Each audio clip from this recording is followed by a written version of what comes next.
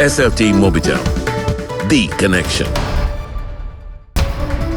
SLT Mobitel, the connection. ලෙන්ගතුකම වැඩි කරගන්න ලව්ජු රුපියල් 50ට අඩු කළා. මාමේ එන්න අපිට එකක් බොමු.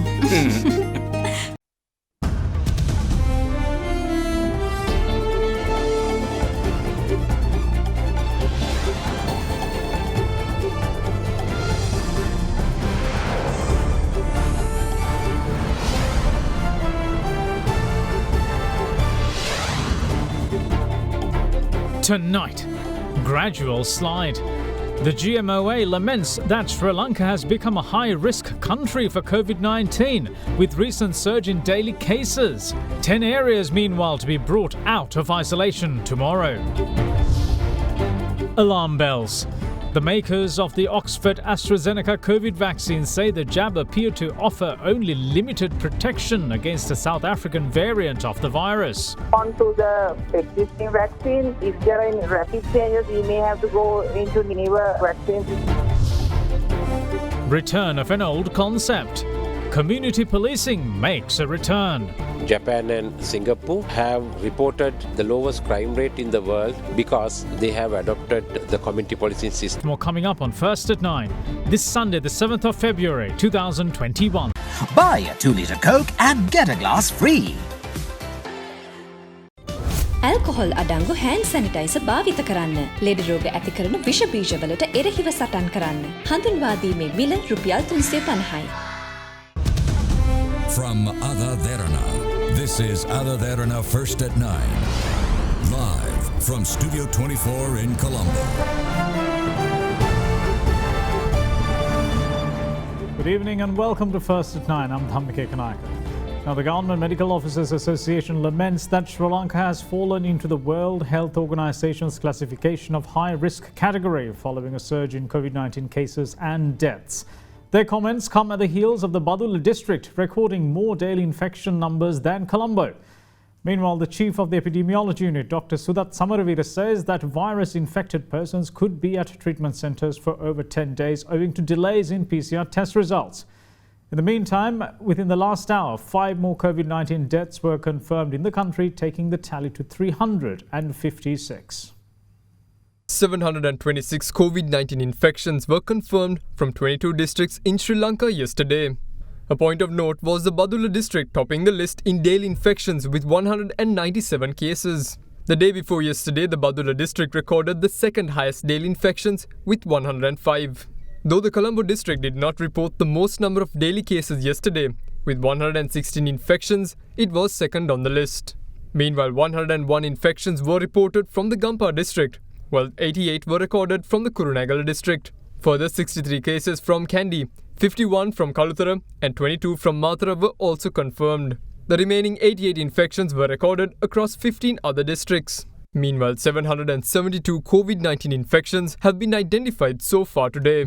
බස්නාහිරෙන් 150කට වඩා අඩු රෝගීන් ප්‍රමාණයක් තමයි දැන් වාර්තා වෙන්නේ. කියන්නේ 150කට වැඩි ප්‍රමාණයක් 160 මට්ටමට අපිට රෝගීන් වෙනත් පළාත් වලින් වාර්තා වෙනවා. බදුල්ල කියන්නේ අපිට අවදානමක් තිබිච්ච පළාතක් නෙමෙයි. අවදානම අවම මට්ටමේ තිබිච්ච දිස්ත්‍රික්කයක් තමයි බදුල්ල. විශේෂයෙන් බදුල්ල ග්‍රාමීය ප්‍රදේශ වලට අවදානම ව්‍යාප්ත වෙනවා. විශේෂයෙන් රීදීමාලියද්ද වගේ ප්‍රදේශ කරා තම ශීඝ්‍ර ලෙස අවදානම ව්‍යාප්ත වෙලා තියෙනවා. විශේෂයෙන්ම කර්මාන්තශාලා ආශ්‍රිතව. රෝගීන් 105ක් එක දවසට බදුල්ලෙන් වාර්තා වුණා. දැන් මේක තව භයානක වෙන්නේ අද හෙට ඇතුළත ප්‍රතිඵල ලැබිය යුතු මේ කර්මාන්තශාලා ආශ්‍රිත PCR පරීක්ෂණ තියෙනවා 1650. මේ 1650 නුත් යම් ප්‍රමාණයක් පොසිටිව් වෙන්නේ. ඒ කියන්නේ රෝගීන් අවට හඳුනා ගන්න තමයි මේ තියෙන දත්තත් එක්ක අපිට පැහැදිලි වෙන්නේ. ඒතකොට ඒක යම් අසාමාන්‍ය ඉහළ අගයක්. බදුල්ල දිස්ත්‍රික්කය තුල වැඩිපුර අතරමැදි මධ්‍යස්ථාන ප්‍රමාණයක් බිහි කරන්න. මේ ලෝක සෞඛ්‍ය සංවිධානයේ කට් ඔෆ් එක විදිහට දීලා තියෙන 105 කියන එක. ඒ කියන්නේ දැන් 105 ඉක්මවලා තියෙනවා. ඒ කියන්නේ අපි අවදාන රටක් විදිහට අවදානම් වලට දැන් අපි වැටලා ඉවරයි. 103 මට්ටමට කලින් තිබිච්ච එක දැන් 106 වෙලා තියෙනවා නම් ඒක 105 මට්ටම පැනලා අවදානම් කට්ට පැනලා තියෙනවා නම් අපි විශේෂයෙන්ම අපි උපක්‍රමශීලී ප්‍රවේශයන්හි අනිවාර්ය වෙනසක් ඇති කරගත යුතුයි ඉදිරි කාලය තුල මරණ සංඛ්‍යාව වගේම රෝගීන් සංඛ්‍යාව අඩු කරගන්න. In the meantime, the country's COVID-19 death toll shot to 351 yesterday after 8 persons succumbed to the coronavirus. 7 among the deceased were identified as residents within the Colombo district, while the remaining victim was a resident from Mundalama in Puttalam. In the meantime, the police announced that they will conduct operations island-wide to ensure that school children are transported to and from schools by various stakeholders while adhering to the health and safety guidelines. හෙට දිනේදී තවදුරටත් පාසල් bus රථ නිරෝධායන රීතීන් සම්බන්ධයෙන් පරීක්ෂා කිරීමේ මෙහෙයුම ලංකාව පුරාම ක්‍රියාත්මක වෙනවා. එක් පැත්තකින් පාසල් බස් රථවල රියදුරන් කොන්දොස්තරවරුන් සහායකින් රැපිඩ් ඇන්ටිජන් පරීක්ෂණ වලට යොමු කිරීම. අනෙක් පැත්තෙන් පාසල් බස් රථ රථවාහන රාජකාරී කරන පොලිස් නිලධාරීන් ලවා පරීක්ෂා කරවා ඒවායේ නියමිත පරිදි සිසුන් නිරෝධායන රීතීන් වලට අවනතව ගෙන යන්නේදයි සොයා බැලීමේ මෙහෙයුම හෙට දිනේ ක්‍රියාත්මක කිරීමට නියමිතව තිබෙනවා. එමෙන්ම විවිධ ස්ථාන හුදකලා කර තිබෙනවා. විවිධ ග්‍රාම සේවකව සම හුදකලා බවින් ඉවත් කර තිබෙනවා. විශේෂයෙන්ම හුදකලා කරන ලද ප්‍රදේශවල ග්‍රාම සේවකව සම්වල ජනතාවගෙන් ඉල්ලා සිටින්නේ තවදුරටත් ඒ ආකාරයටම රැඳී සිටමින් නිරෝධායන ප්‍රතිපත්ති අනුගමනය කරන්න. එවිට ඔබේ ප්‍රදේශයේ ඉතා ඉක්මනින් හුදකලා බවින් නිදහස් කිරීමට හැකියාවක් ලැබෙනවා. In another development, the epidemiology unit announced that a total of 160,148 vaccinations have been conducted since the inoculation drive began on the 29th of January. As such, a total of 3,838 vaccinations had been conducted yesterday on frontline healthcare workers and members of the Triforces. එන්නත ලබා දීමෙන් රෝගී වීම සහ රෝගයෙන් දරුණු වීම ඉතාමත්ම සාර්ථකව අවම වෙන බවට මේ අවස්ථාව වන විටත් වෙනත් රටවල් වලින් පර්යේෂණ වාර්තා සහ නැත්නම් ආවේක්ෂණ දක්වනුව අපිට පැහැදිලි වෙනවා මේ වන විට උග්‍ර අතුරු ආබාධ ඇති වූ බවට වාර්තා වෙලා නැහැ. සුළු අතුරු ආබාධ ඇති වෙන්න පුළුවන්. දැන් විද්‍යාත්මක කරුණු පැහැදිලි වෙලා තියෙනවා. දින 10ක් ගියාට පස්සේ කෙනෙකුගේ මේ රෝගය තවත් කෙනෙකුට ප්‍රචාරය වීමේ කියාව ඉතාමත්ම අවමයි කියලා. ඒ නිසා අපි දින 14ක් කාලයක් වෙන් තබා ගැනීම සිදු වෙනවා. අවදානම් කාලය වන දින 10ක කාලය අපි ප්‍රතිකාර මධ්‍යස්ථානයක රඳවා තබා ගැනීමත් ඉතුරු දවස් 11 ඉඳන් 14 දක්වා කාලය නිවසේදීම වෙන් කර තබා ගැනීමත් සිදු වෙනවා. යම්කිසි විදිහකින් රසායනාගාරයක ප්‍රතිඵල ලබා දීමේදී යම්කිසි පොඩි කාල සීමාව වැඩිවීමක් සිද්ධ වුණොත් එතකොට ගන්න දින 10 අපි ගණනය කරන්නේ සාම්පලය ලබාගත්තු දිනේ සිට බැවින් එතකොට සමහර විට දින 10ක්ම ප්‍රතිකාර මධ්‍යස්ථානයේ රැඳී සිටින්න සමහර අවස්ථාවලදී සිදුවන්නේ නැහැ. ඒ තත්ත්වය නිවැරදි කළ යුතුයි. ඒ සඳහා අවශ්‍ය කටයුතු මේ අවස්ථාවේ සිදු වෙනවා. Meanwhile, the total number of persons who recovered from the virus in Sri Lanka since the virus first broke out in March last year stands at 63,401. It includes 807 persons who are confirmed to have successfully recovered from the virus today. As such, the country's active COVID-19 tally stands at 5,596. In other developments, head of the National Operations Centre for the Prevention of COVID-19, Army Commander General Shavindra Silva announced that 10 areas will be relieved of their isolation status at 5 am tomorrow. As such, the Gothamipura Housing Complex, Gothamipura Visihatra Gothamipura Hatta and Veluvuna Road of the Borala Police area will be brought out of isolation. Kumarimula Grama Nildara Division within the Pugoda Police area and Bolana South belonging to the Ambalantota Divisional Secretariat will also be freed from the isolation status. Juma Masjid Road, Hidra Road, Alutpara and Akaragoda will also no longer be isolated after 5 am tomorrow. Pay just 500,000 rupees to reserve your unit today. Mulberry Residence.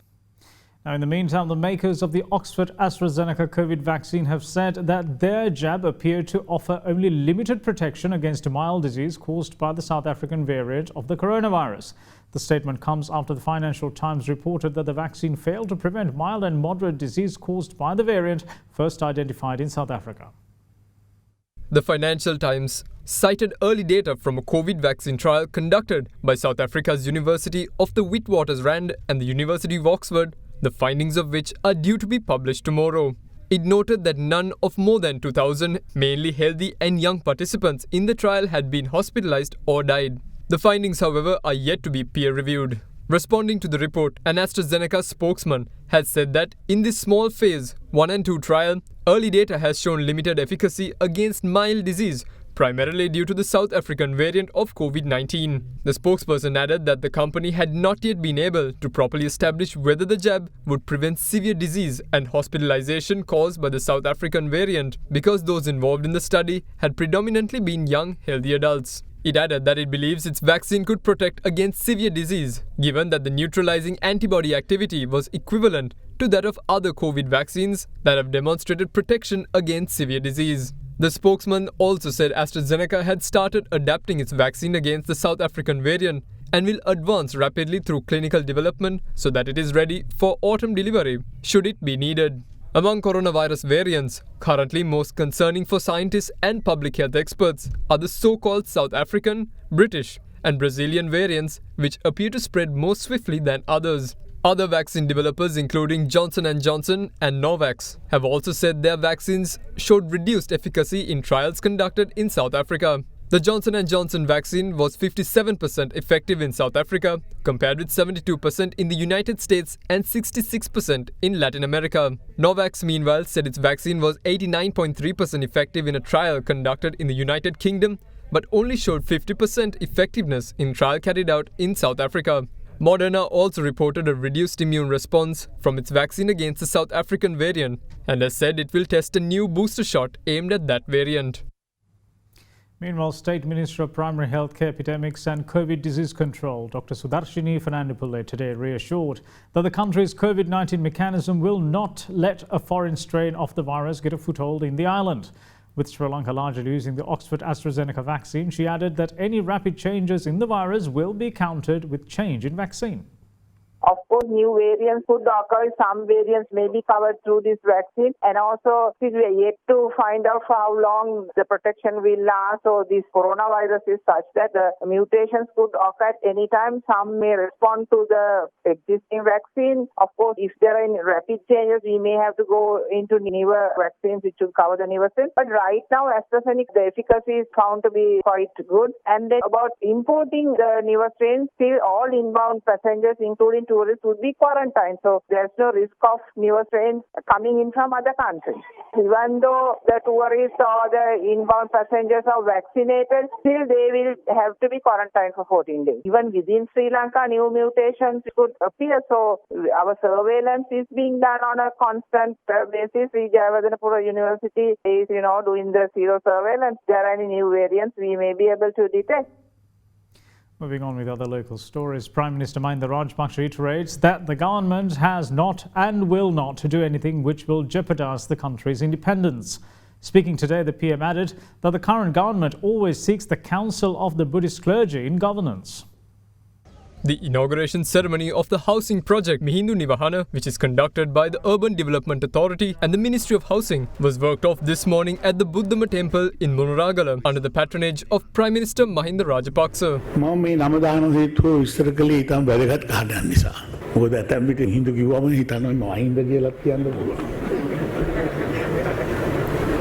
එනිසා මෙතන මිහිඳු කියන්නේ යෝධ ශිෂ්ටාචාරයකට පදනම දාපු මිහිඳු මාහිමියන් සිහිපත් කිරීමේ අරමුණින් දාපු නමක් කියලා අපි සිහිපත් කරන්න ඕන. එදා භික්ෂුන් වහන්සේලාට සිරගෙවල් වෙන් කරපු ආණ්ඩුව වෙනස් කරලා අද අපි භික්ෂුන් වහන්සේලාගේ දෙමව්පියන්ට හිසට සෙවණක් දෙන යෝධ නිවාස ව්‍යාපෘතියක් ක්‍රියාත්මක කරන්න පටන් ගන්නවා. අපි භික්ෂුන් වහන්සේලාගේ අවවාද අනුශාසනා නිරන්තරයෙන් පිළිගන්න ආණ්ඩුව. අපි කිසිම දවසක රටේ ස්වාධීනත්වයට බාධා වෙන අකුරක් කුමාවක් මේ රටේ නිර්මාණය කරන්නේ නැහැ. කරලත් නැහැ. අපි මෑත්තුමනි අපිට දැවෙන ප්‍රශ්නයක් තියෙනවා. මේ වනජීවි ප්‍රශ්නයක්. අපේ ගෙවල් ස්ථීර පදිංචි ගෙවල් 38ක් එහාට දාලා ප්‍රධාන කාපට් එකෙන් තමයි මායිනේ දණ්ඩ ගහගෙන යන්නේ. බදුලුව. අපි ආපහු වෙනස් කරනවා. අපි මෑත්තුමනි අපේ දැවෙන ප්‍රශ්නයක්. හරි ඔයාලට ගෙවල් කැඩෙන්න කරන්න. Now, opposition leader Sajith Premadasa calls on the government to fund the repatriation of Sri Lankan migrant workers. Speaking during a program, Premadasa said that the government should in fact bear the cost of their air tickets. Last month, the Committee on Public Enterprise, however, instructed the Sri Lanka Bureau of Foreign Employment to look into the possibility of repatriating migrant workers affected by the COVID disaster using its own funds. The 30th stage of opposition leader Sajith Premadasa's mobile service, dubbed Satkarya, was worked off today in the area of Bodagama in Thanamalwila. COVID නිසා විදේශීය ශ්‍රමික පරපුර අද අන්ත අසරණ වෙලා. මට මතකයි ජනාධිපතිවරණයේදී ගුවන් යානා පිටින් ඇවිල්ලා තමයි අපේ ප්‍රතිපක්ෂ අපේක්ෂකයාට ඡන්දය ලබා දුන්නේ. එදා ඡන්දය ලබා දුන්නු නිසා ඒ අයට වෙනම විශේෂිත වූ නමකින් හැඳින්වුවා. රටවිරුවෝ කියලා. අද වෙන විට රටවිරුවන් ඒ රටවල් වල පේව්මන්ට් වල නිදා ගන්න. අපේ රටේ තානාපති කාර්යාලවල දොරවල් වහලා තියෙන. අරුම පුදුම සැලකිල්ලක් අද වර්තමාන රජය රටවිරුවන්ට ලබා දෙනවා. ගුවන් ටිකට් පතේ සිට නිරෝධායන මධ්‍යස්ථානයේ හෝටලේ බිල දක්වා ලංකාවට එන්නට Tamanගේ ඒ ඉතුරු කරපු සීමිත මුදල් ප්‍රමාණය සම්පූර්ණයෙන්ම වැය කරනවා. හරිනම් කවුද ඔක කරන්න ඕන? රජය කරන්නට ඕන නොමිලේ. විදේශ රැකියා නියුක්ති කාර්යාංශ අති විශාල මුදල් සම්භාරයක් තිබෙනවා. අපේ රජයක් තිබුණා නම් අපි නොමිලේ කරනවා. මම වර්තමාන රජයෙන් එල්ලීමක් කරනවා. කරුණා කරලා කෙලෙහි ගුණ දක්වන්න. Now, the protest march organised by the Tamil National Alliance, which began on the 2nd of February, demanding justice for the people in the north and east, concluded today. The Tamil political leaders had urged that the people stand up against the government's oppressive actions. The protest march made its way to Jaffna after it began from Ampara and made its way via Batticaloa, Trincomalee, Mullaitivu, Udusudan, Vavuniya, Manna and Kilinochchi. The protesters also paid floral tributes to the Mullivaikal monument in Jaffna. People from the eastern and northern provinces, members of the Tamil National Alliance and the All Ceylon Tamil Congress, as well as many others, joined the protest. Now, a pilot project, I should say, involving a revamp of the community policing concept was launched today, where public security committees are set up with public representation to tackle crime and drugs. The project was launched in the Colombo district today with the view of expanding it to other areas in the future. Addressing the project launch, Minister of Public Security, Rear Admiral Dr. Sarath Veerasekara said that the public security committees are responsible for directly communicating with law enforcement authorities. මේ මහජන ආරක්ෂක කමිටුවල තියෙන ප්‍රධාන වගකීම තමයි ගමේ සිදුවන සහ සිදුවීමට යන අපරාධ වගේම තමයි මත්කුඩු ජාවාරම් නීති විරෝධී මත්පැන් ඒ වලට අදාළ කරන තොරතුරු අපේ පොලිසියත් සමග සංනිවේදනය කරලා ඒකට අවශ්‍ය කරන පියවර ගන්න එක. හැම සිවිල් ආරක්ෂක කමිටුවටම අපි පොලිස් එක නිලධාරියෙක් පත් කරනවා. ඒ වගේම තමයි සිවිල් ආරක්ෂක බලකායේ එක්කෙනෙක් හෝ දෙන්නෙක් පත් කරනවා. එතකොට ඒ අය සමග ඍජුව සම්බන්ධ වෙන්න පුළුවන්. අපරාධයක් සිදු වුණාට පස්සේ අපරාධකරුවෝ අල්ලන්න ඕනේ ඒක ඇත්ත. නමුත් අපිට වගකීම තමයි අපි කොහොමද අපරාධ අඩු කරන්න කියන එක තමයි අපිට තියෙන විශේෂ වගකීම. අනිත් එක තමයි මහජන ආරක්ෂක කමිටුවට ජනාධිපතිතුමා දීලා තියෙන අනිත් වගකීම තමයි මේ මත් ඌදුරු නැති කරන එක. අපි ඒක කරන්න කොටස් තුනකින්. පළවෙනි එක තමයි භෞතිකව රට තුළට එන මත් ද්‍රව්‍ය අපි නවත්තනවා කෙසේ හෝ. දෙවෙනි එක තමයි to reduce the demand. හැම පාසලකම සහ ජාත්‍යන්තර පාසල් ඇතුළුව අපි හැම පාසලකම මේ සම්බන්ධයෙන් කමිටුවක් පත් කරනවා. ඒ කමිටුවේ ආචාර්යවරු ඉන්නවා, ශිෂ්‍ය නායකයෝ ඉන්නවා, දෙමව්පියෝත් ඉන්නවා. තව සති දෙක තුනක් යන ඉස්සෙල්ලා අපි හැම පාසලකම ඒ කමිටුව හදනවා. තුන්වෙනි එක තමයි අපි කරන්නේ ඇබ්බැහි වෙච්ච අයව අපි කවදාවත් ඊට පස්සේ බන්ධනාගාරගත කරන්නේ නැහැ. එයා කෙලින්ම යවන්නේ කවුරු විරුද්ධ නැත්නම් පුනරුත්ථාපන කඳවුරු වලට. Following the event, police media spokesperson DIG Ajit Rohan said that public security committees will be established island-wide in the future. This is a launch of a restructuring concept in respect of community policing. The concept was time to time terminated due to various reasons. However, after the terrorist atrocities and activities and religious extremism, again, all police organizations of the world intended to implement that system in their local law enforcement mechanism because it is benefited to general public and it is benefited to police in order to perform police duties. So there are basic concepts that are embodied in the community policing concept. So all the time police perform duties with the support and assistance of the general public, and in addition to that the concept is utilized to eradicate crime, prevent crime and to minimize drug menace, and in addition to that to ensure the security and safety of the general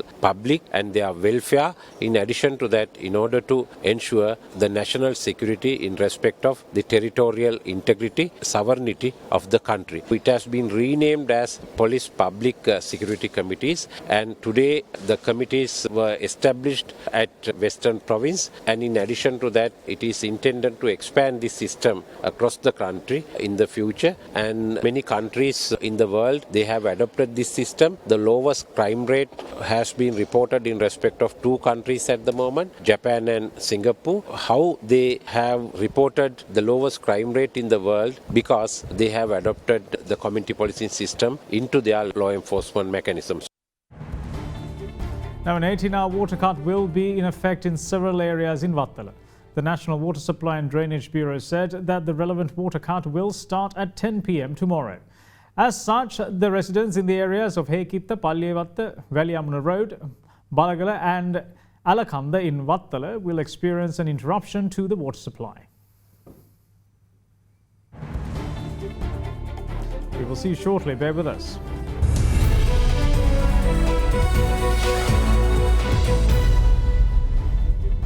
Welcome back. This is First at 9. Now, the Colombo Stock Exchange notes that the All-Share Price Index had retained its position as the best performing primary stock market index in the world, with the index closing trading on Friday at 8,275.37 points, marking a 22.16% growth year to date. Citing its research, the CSE says that the ASPI, as at 5th of February 2021, has recorded greater percentage growth than any other primary global index in the world. The S&P SL20, which includes the 20 largest and most liquid stocks, closed the week on 3,304.30 points, marking a 25.25% growth so far in 2021 year to date. The ASPI maintains its top position in terms of year-to-date growth amidst recording its highest daily points drop in history on the 2nd of February, with a drop of 561.75 points within the trading day. The ASPI and S&P SL20 index gained by 3.37% and 3.67% respectively in the 2 market days since to end the week on a positive note. The Colombo Stock Exchange says that its positive performance has also resulted with Rs 118 billion in value being added to the market capitalization in the 2 market days since the 2nd of February. It adds that the world-beating performance of the ASPI is consistent with noteworthy levels of trading activity recorded in Sri Lankan stock market in 2021. The total turnover of Rs 227.8 billion recorded within the first 22 market days of 2021 is already higher than the full year figures recorded in 2012, 2013, 2016, 2017, 2018 and 2019. The highest annual turnover of Rs 570.3 billion was recorded in the year 2010. The CSE Chief Executive Officer Rajiva Bandaranayake says that while the ASPI has had setbacks since COVID-19 was declared as a pandemic by the World Health Organization on the 11th of March 2020, the compelling characteristic of the Sri Lankan stock market during the period has been its ability to rebound and maintain an upward trajectory. Further, it is important to note that local investor interest and engagement has been a great strength to the Sri Lankan stock market at a time when the Asian and frontier market equities have experienced foreign capital outflows in line with global investment trends. Bandaranayake adds that as the global economy recovers from the impact of COVID-19 and foreign capital flows into frontier market return, the progress achieved during this period will place Sri Lankan equities in a strong position to potentially attract the interest of foreign investors and further consolidate on this growth. Now, as a fresh week is set to dawn at the Colombo Bourse tomorrow, the positive sentiment is expected to accelerate during the market trading. The market turnover last Friday was 5.1 billion rupees. Now, here's Dimantha Matthew with an update on what to expect at the Colombo Stock Exchange during the week. Looking at the upcoming week, we are expecting results to be released as we saw this week as well. With the results being released, there's likely to be some profit taking in some of the highly traded counters, and there could be a bit of a dip in these counters. In addition to that, we also expect the positive momentum to accelerate, mainly because that some of the counters where splits have been announced, there is going to be a trading halt in those counters, so there could be more and more buying interest coming into those counters before the splits taking place. So in addition to that, we feel that turnover levels with that is likely to rise in the upcoming week, and overall market is likely to be on a positive mode mainly due to that. And that's it from all of us here at First at 9. Thanks for watching. Bye-bye.